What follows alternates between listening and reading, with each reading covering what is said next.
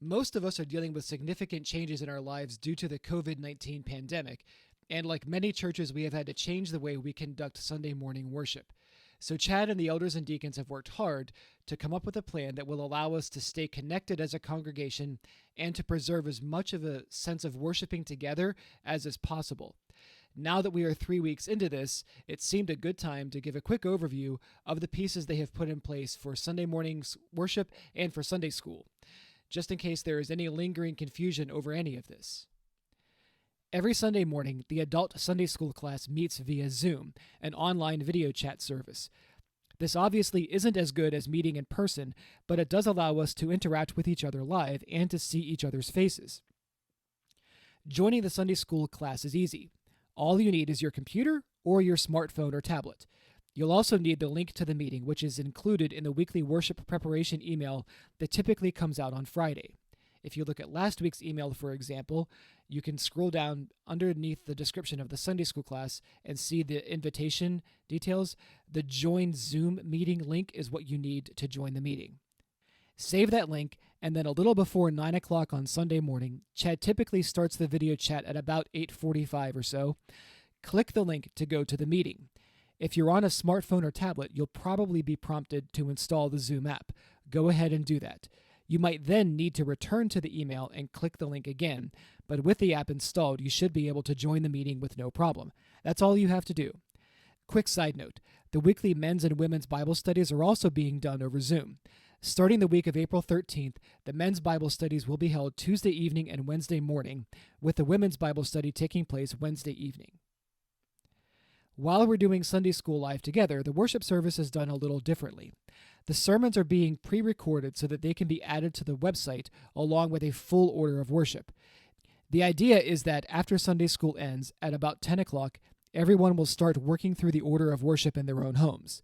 Even if you can't start until later in the day, this means that we are all worshiping together in the sense that we are following the same liturgy each week. Where do you find the order of worship each week? I'm glad you asked. The central place to find details about this week's worship service is on the sermons page of our website, livinghopepca.org/sermons, or from the homepage, go to the resources section, go down to sermons, and click that. If you've never been to this page before, it's a helpful resource, as it has all of Living Hope's sermons from February 2013 onward. When you load the page, the sermon for the week will be the top left entry in the list. Click on the sermon title to go to its page. When that happens, you'll see a few things. An embedded video of the sermon, more on that in just a minute, an embedded audio version of the sermon, and a full order of worship. The order of worship is self-explanatory, and thanks to Chad's efforts, includes prayers, notes of guidance, and a benediction. You'll also notice that even though we're in our own homes, we're continuing to sing it together as a congregation. Within the order of worship, next to each song are links to the lyrics and to the audio version of the song that you can listen to. You can also subscribe to the Living Hope playlists on Apple Music or Spotify to listen to the songs for each week's service. Those playlists are updated weekly, so they will only apply to the most recent service. When it comes time to hear the sermon, you have 2 options. You can listen to the audio-only version. There's an embedded player directly above the order of worship, so you can play it right there from the sermon's archive page. Or if you'd rather, you can subscribe to the Living Hope podcast, which has been updated weekly for years. Or you can watch the video version of the sermon. This is what I'd recommend because you can see Chad deliver the sermon along with the notes, much like you would see at church on Sunday morning.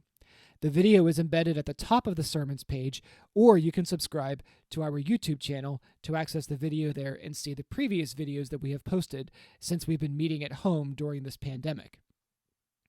And that's all there is to it. If you're a part of our church group on Facebook, consider posting a picture of your home service each week. Several families have been doing that, and it's encouraging to see other members of our church worshiping right along with us.